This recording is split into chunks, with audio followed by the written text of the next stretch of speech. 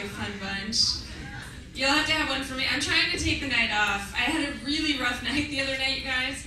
This is a little hint. This is how you can tell you've had a little too much to drink. It's when you can't get comfortable at night, like no matter what position you're trying to get to sleep in, right? And then you realize it's because you're on the curb. You need a break at that point. Oh, I've been a mess. I just woke up from a nap for this show. Like I know, it was awesome. It was. It's crazy to me actually that the things that we hate as kids, we totally love as adults. Isn't that nuts? Like naps and like seafood and spankings. Those are awesome.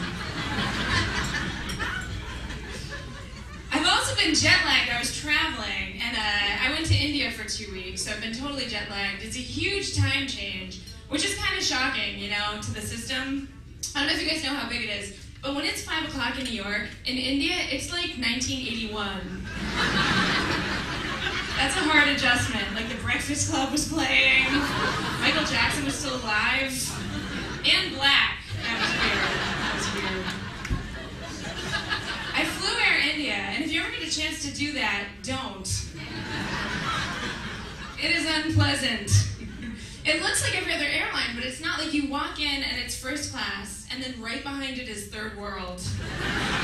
It's so awkward, especially at mealtime, because they serve first class first, and then third world has to come beg for their dinner.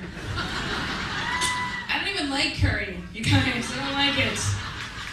I went to China for a week too, which is interesting. I flew China Air for that trip. Which, I mean, that was a crazy trip too, because I don't even trust them to drive, you guys.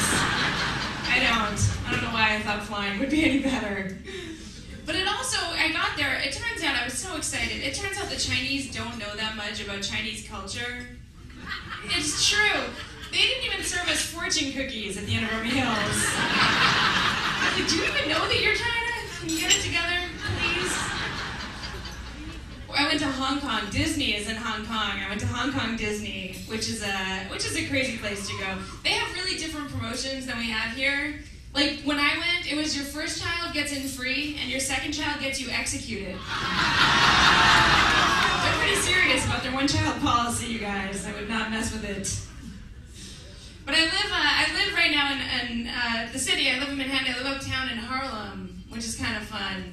It's gotten a little better. It was pretty rough when I moved there. I was involved in 3 muggings in the first year that I moved there.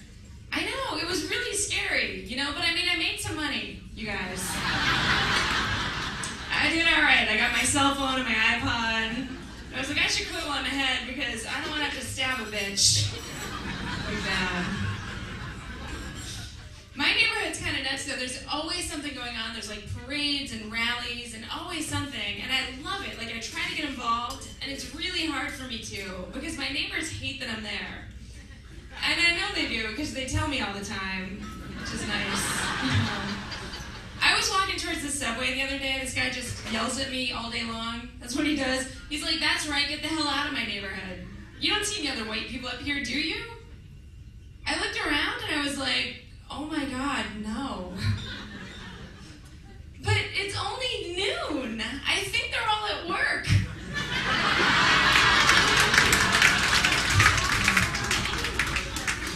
It's okay, I'll get shot. You guys, it'll solve itself.